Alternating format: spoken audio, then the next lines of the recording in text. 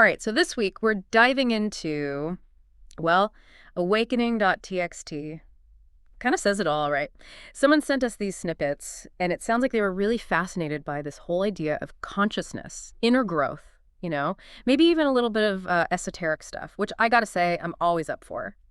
And they picked a good one with this Martorell guy. I mean, Yeah. he's a researcher, writer, talks about peace a lot, Yeah.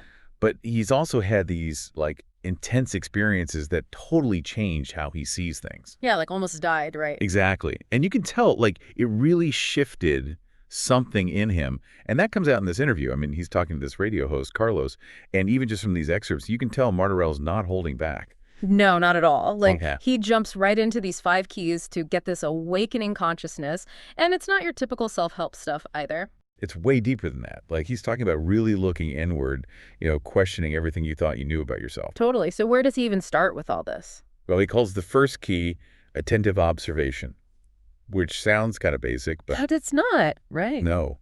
It's about really waking up and paying attention to what's going on inside your own head.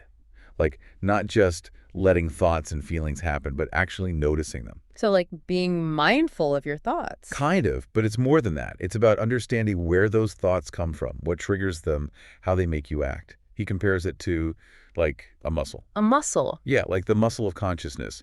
If you don't exercise it, it's going to be weak, right? Makes sense. So how do we work out our consciousness then? Is this where meditation comes in? That's definitely part of it for a lot of people. But Martorell, he actually says it starts with facing what he calls our miseries. Our miseries. That sounds intense. It's not as bad as it sounds. He's basically talking about all the flaws, the weaknesses, those parts of ourselves we try to hide from. Well, yeah, we've all got those. So it's like instead of pretending they're not there, we shine a light on them. Exactly. He says you can't really understand your own emotional landscape, like why you react the way you do, until you understand the thought patterns behind those emotions. Okay, so that's key number 1. Attentive observation. I'm not gonna lie, it's a little uncomfortable, but also kind of empowering. Like, once you're aware of what's going on inside, you can actually do something about it. Right. And that leads perfectly into his second key, which is consciousness of purpose. And this is where it gets good because he uses this analogy about being at an airport.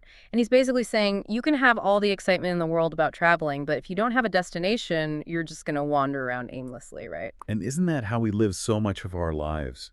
Just going through the motions, being busy for the sake of being busy, but not actually moving towards something meaningful. Totally. And I love how he calls this a motivational aspiration. Like, it's not just about No. wanting something, it's about having a destination that pulls you forward. And that's where it gets tricky, right? Because he makes this distinction between wanting something, which is often driven by the ego, and loving something, which is, well, he says it transcends the ego. Okay, hold on. I need you to break that down for me. What's the difference between wanting and loving in this context? Think of it this way.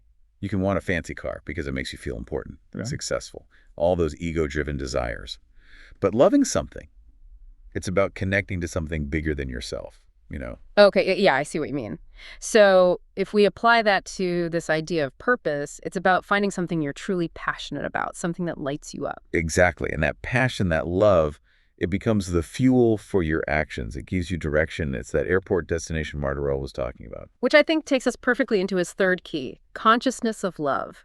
And this is where things took a turn for me, because he's not talking about romantic love or even love for your family, really. He's talking about love as this force for change in the world. Absolutely. Yeah. And he really challenges this whole idea of love as just a feeling, Yeah. Like he keeps saying love is a verb. It's an active force that pushes us toward unity in a world that's constantly trying to divide us. So he's connecting love to purpose. Like, finding that thing you're meant to do in the world, that's an act of love. Exactly. And you can tell his background as a peace advocate is coming through here. He's basically saying that the more we tap into that genuine love, that interconnectedness, the more we can heal ourselves and the world around us. Wow. Okay. So we've got these 3 pretty powerful keys: attentive observation, consciousness of purpose, consciousness of love. And I'm already feeling like this is a lot to process. It's a lot. But it gets even more interesting from here. Trust me. It's a lot to take in, for sure. Where were we? Oh, right. Those first 3 keys: attentive observation, consciousness of purpose, and consciousness of love. It's like those are the foundation, you know? Yeah, like he's saying, okay, you've done the inner work, you're connecting with your deeper self. Now what? How do you actually live that out in the world? Exactly. And that's where his fourth key comes in, consciousness of service. Okay, so tell me more about this consciousness of service thing, because I feel like this is where things could get kind of preachy, right? Like, go volunteer, save the world, that kind of thing. Well, he's definitely not saying, like, quit your job and join the Peace Corps, though, hey, if that's your calling, go for it. But he's talking about something much more, how do I put it, integrated. It's about aligning your actions in the world with that purpose you've discovered. Okay, I'm listening. Because he uses this phrase that really stuck with me. He talks about service as a bridge to that reality of love. What does that even mean?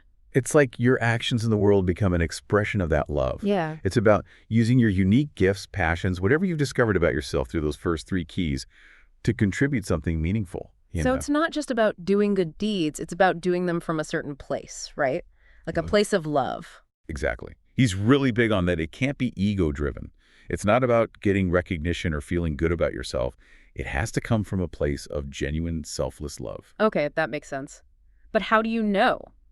Like, how can you tell if you're acting from that place of true service or if it's just your ego wanting a pat on the back? Good question. I think you'd probably say that's where that whole attentive observation thing comes in handy again. Like, check your motivations. Are you doing it for the external validation? Or is there a deeper fulfillment in just showing up and doing the work? Deep. Okay, so service becomes this outward expression of all the inner work we've been talking about. Right, like a ripple effect. And that brings us to his fifth and final key, which is consciousness of self. Which sounds like it should have been first. Like, isn't that what this whole thing has been about? Well, it's almost like he saved the best for last. You know, because with this one, he blows the whole conversation wide open. He asks this question: who is doing the thinking right now? Whoa, okay, yeah, that one hit me hard too. It's like he's going way beyond just self-awareness, right? Like, who am I, really? Exactly. It's about tapping into that part of you that exists beyond your thoughts, beyond your emotions, that pure awareness that's always there, observing. And that, he suggests, is your truest self. It's like he's saying, we are not our thoughts. We are something much bigger, much more mysterious. And once you tap into that, that's where true freedom lies. Yeah. That's the whole point of this whole awakening consciousness thing. Okay, wow. 5 keys: attentive observation, consciousness of purpose, consciousness of love, consciousness of service, consciousness of self. I mean, each one builds on the last one, right? Like, it's a journey. Exactly. And he's very clear about that. This isn't some quick fix. It takes work. It takes dedication. But he really believes it's worth it. Not just for us as individuals, but for the whole planet. Because this isn't just about self-improvement for him, right? Like, he's really concerned about the state of the world. Oh, absolutely. He sees all the stuff happening in the world, the conflicts, the anxieties, as symptoms of us being disconnected from our true selves. So, like, if enough of us do this inner work, it'll somehow make the world a better place. That's the hope. Mm-hmm. He really believes in the power of individual transformation to create a ripple effect, like raise the collective consciousness or something. I like the idea, but it also feels like a lot of pressure, you know? Like, Yeah. what if I mess up my own journey? Am I somehow contributing to all the bad stuff? I think he'd probably say, just relax. It's not about being perfect, just about trying your best. And remember, even small acts of kindness and love can make a difference. Okay, I can get behind that. So we've talked about the inner work, but Martorell also gets into some pretty wild territory with this whole inner earth thing. And I'm not talking about caves or volcanoes. Right.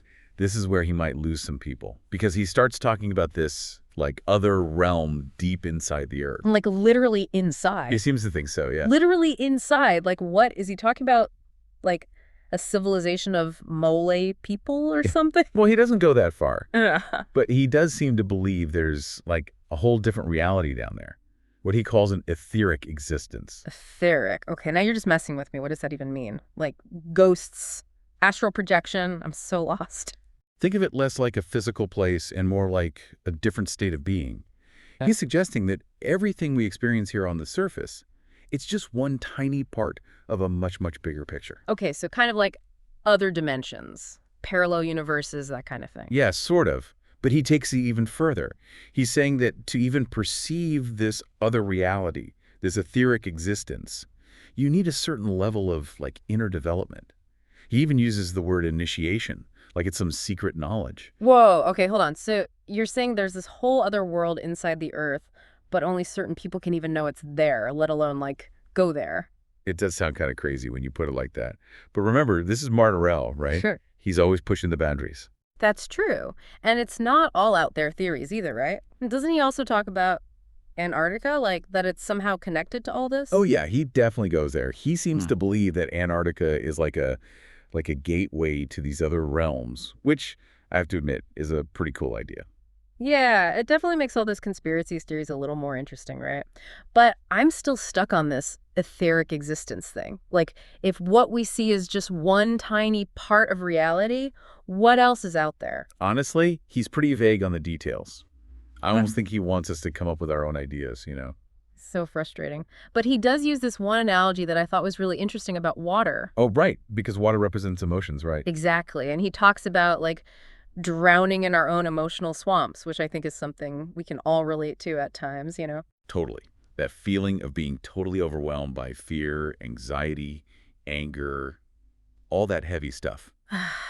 Tell me about it. So, how do we get out of that swamp? What's the solution? Well, this is where things get really interesting.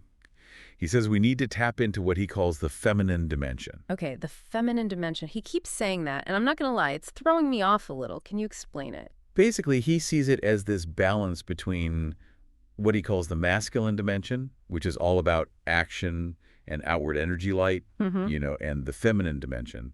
And that's more about the void, silence, receptivity. The void. Okay, that sounds a little scary. He's not talking about like emptiness in a bad way. It's more about that stillness that exists beneath all the noise of our thoughts and emotions. It's where we connect to something bigger than ourselves, something beyond our own limited perspective. So it's not about actually being male or female. It's more like a metaphor for different energies within all of us. Exactly.